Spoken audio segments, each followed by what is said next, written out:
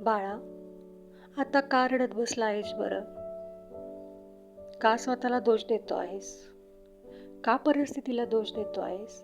का देवाला दोष देतो आहेस? खरं बघायला गेलं तर याच्यात कुणाचीच चूक नाही.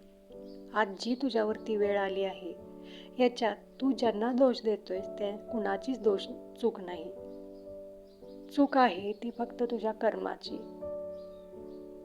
तुझ्या हातून जे काही कर्म झाली आहेत, त्याचा परिणाम म्हणजे आज जी अवस्था तुझ्यावरती आली आहे तो आहे.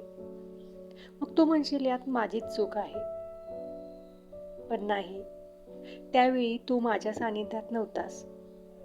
तू जर माझ्या सानिध्यात असतास तर तुझ्या हातून हे कर्म घडलंच नसतं.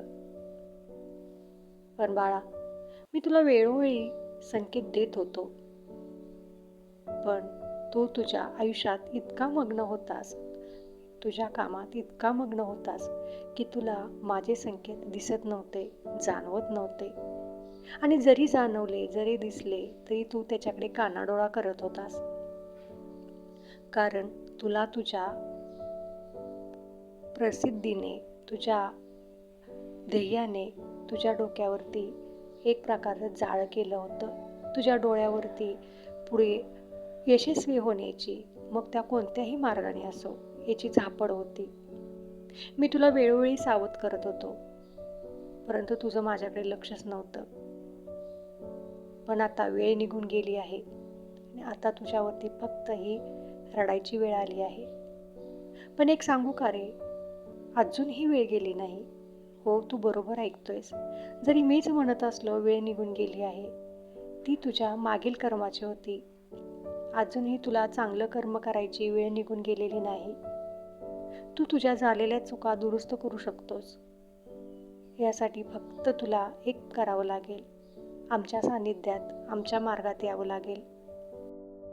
हे तुझ्यासाठी थोडंसं वेगळं वाटेल, परंतु तुझ्या आयुष्यात खूप मोठा बदल आणि चांगला प्रकाश घडवेल.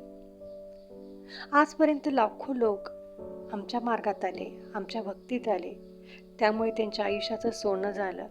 झालेल्या चुका सुधारून नवीन आयुष्याला त्यांनी सुरुवात केली. तू देखील ते करू शकतोस, पण त्यासाठी तुला आमच्यावरती पूर्ण विश्वास ठेवावा लागेल. आमचं नामजप करावं लागेल, कर्म चांगलं करावं लागेल, कुणाच्या तरी उपयोगात पडावं लागेल. आणि सगळ्यात महत्त्वाचं म्हणजे चुकीचा मार्ग, वाईट मार्ग नंतर मनातही येऊन द्यायचा नाही. ह्या गोष्टी जर तू केल्यास तर मात्र तू आयुष्यात खूप मोठा होशील. तुझ्या हातून झालेल्या चुकातून तू सावरलास तर तुझं आयुष्य खूप चांगलं घडेल. म्हणून बाळा, आता रडत बसू नकोस. नव्या उमेदीने, नव्या ताकदीने उभा राहा आणि आमच्या मार्गात येऊन आयुष्याचं सोनं कर. व्हिडिओ काळजाला भिडला असेल तर कमेंटमध्ये श्री स्वामी समर्थ लिहायला विसरू नको आणि चॅनेलला सबस्क्राईब करायला देखील विसरू नको.